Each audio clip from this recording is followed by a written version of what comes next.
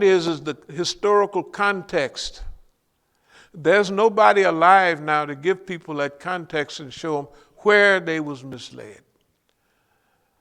Whether in books, whether in movies, and Superfly TNT, you know why they came out with the Mac the next year or 2 years later?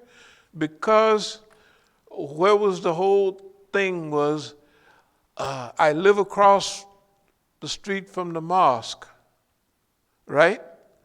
So in the last day when Superfly is all beat up trying to find his way, and he hears the adhan, and the adhan is taking him to where he should go.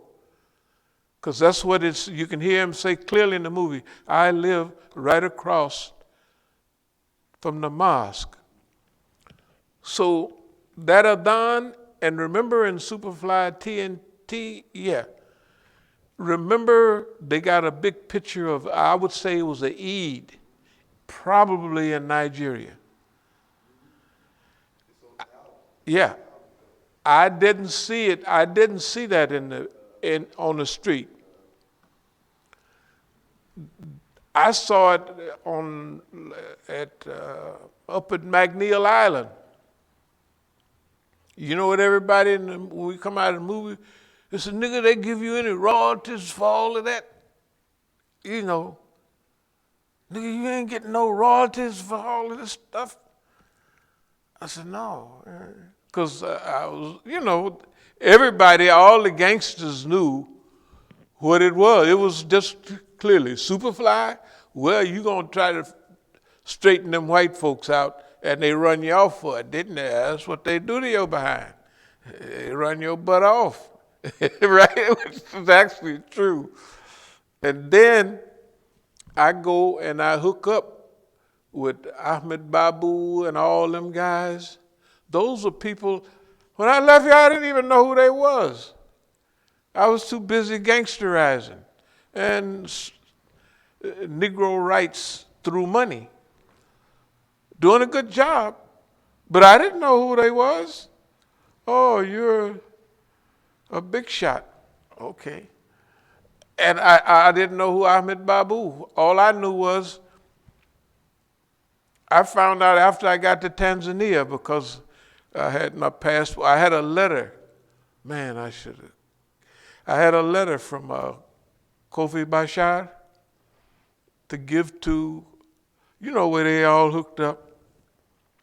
I didn't know that all the African Americans was focusing on Babu, Ahmed Babu, that he was, you can see him in books and everything, right? That's why they was going to him. I didn't realize who he really was until a long time later. You know who I realized who he was? When I went back to Africa in '73, Pete O'Neill told me, he said, hey, yeah, Babu had a job for you, or a position for you, you know, because I went to his office, the State House, and I said, well, here's my passport, of course it's phony, that ain't me, but I'm not gonna do anything. You know, you're just letting the official know that I'm here kind of, you know, on the move, you know, and this is my situation, but I don't intend to do nothing what they say. And it was fine. Now, what I didn't know is that before the rebellion, on the island of Cloves, which is Zanzibar, where he was from, see, the part of the administration was a combination of Zanzibar and Tanganyika, and they called it Tanzania, right? Now, the island of Cloves, there was some smugglers, and it's just what I heard, I know it's not true, that what's her name used to be a smuggler. Not Babu. But I mean legal smuggling, not, you know, not like dope or nothing like that. But it's the Isle of Cloves. It could be clothes. So when everybody told him, Yeah, no, it's probably just made up stuff like that. Okay, if the white man can't say you do it and he's occupying, he's a colonial oppressor, then anything you do to get rid of him is legal, right? Yeah, so it's legal smuggling. He just says it's illegal, but he don't have the right to say that in your country. But anyway, I'm telling you, the brother said, yeah, Babu had a job. This is what Pete, you could call Pete now. In fact, we got to get recontacted with him because he said, yeah, he had a job for you or something. And anyway, the point is this. There's a few people alive. Pete is still alive. Sekou is still alive. I'm still alive. So we have to coordinate this effort now. I'm going to get started right away. But what I want to coordinate with them is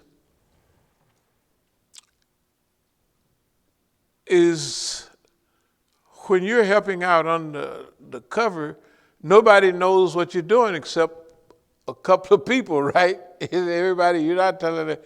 In fact, when the police found out that I was helping out the Negro movement, shoot, that's when the heat really got on.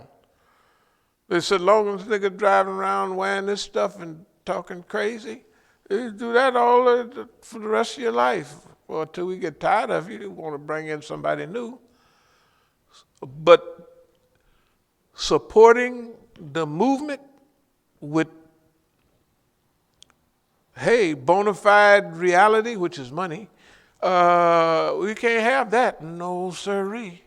Not as much money as the Negro. So when I offered this to everybody, they disagreed. Of course, when we went outside, everybody agreed. Because it was, see, I'm telling them, no, we're going to be doing cocaine.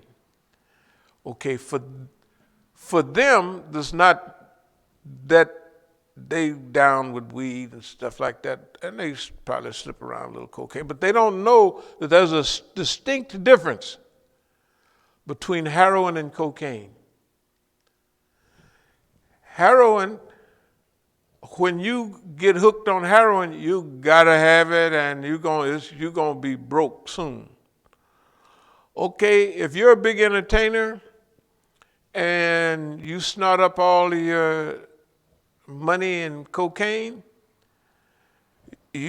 when your money drifts away, you just start singing better and you can get, you haven't destroyed yourself, right?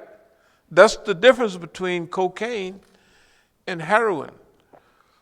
Cocaine is psychologically addictive, but it's not physically addictive at all. Different story with crack. Freebase and crack, they're different. They are addictive. They make the addiction with heroin look like, but that wasn't going on in our time. So when I moved to South America, I did what I did, and I came back to Africa. But when I came back loaded with, with assistance. The only thing is, when I went to Algeria, nobody's there. And they didn't kick them out. So I said, well, I sent a lady back to California, wherever. Haven't seen her since. Then I went to Tanzania that I knew. And it just so happens that some went to Zambia, some went to Tanzania. And Pete was in Tanzania. Okay, just so happens that I knew Pete better than all of them. So he gave me the whole rundown. That's why he told me, he said, PUSSY got us kicked out of Algeria. Not Arabs didn't like us because we was black and stuff like that. You got women with niqab, and you niggas is running around They got niqab on for a reason. It don't take a whole lot of brains to figure that out. But they didn't get it. They didn't get it. They just thought, this is a big achievement. I said, boy, y'all just don't get it. Y'all don't. Now, I was one of them,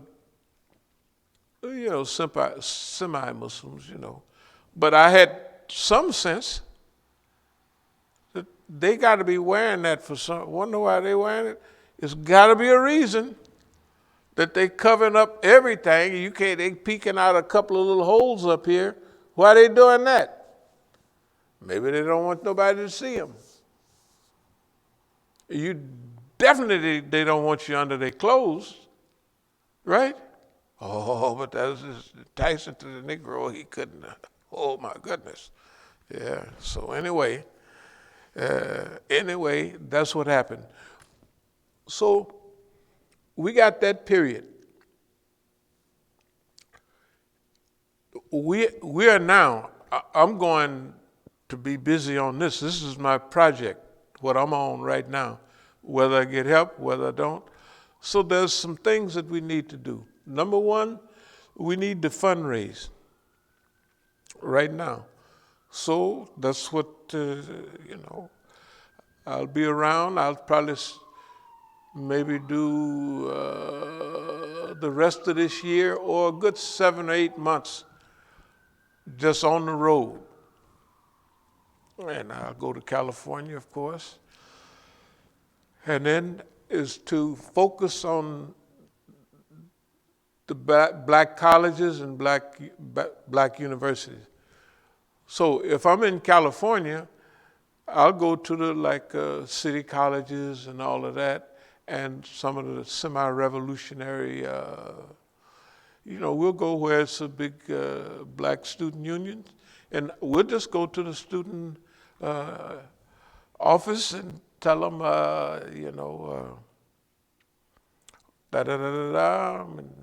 and we're available to see. Here's what I'm saying. All the people that's available, like right now, last time I spoke at UC Berkeley, guess who invited me to speak? Sheikh Hashim Alauddin. He's in our masjid. He's the same one that said you couldn't melt a black woman and pour her on it. And he had Malcolm's book, teaching Malcolm's book to the students. They had a big program up there, February 23rd, a few years ago. And he invited me. He did say the closest thing to Malcolm that he had seen is me. But remember, those people that are the spokesmen to all the students, why you think they're there? They're there misleading them. That's why nothing has happened. That's why we're not welcome anywhere. Because all the people, that's their job, to mislead the black students about Islam and about life, but make it sound good. Those people, wherever I go over the last several years, everybody is either Zayd or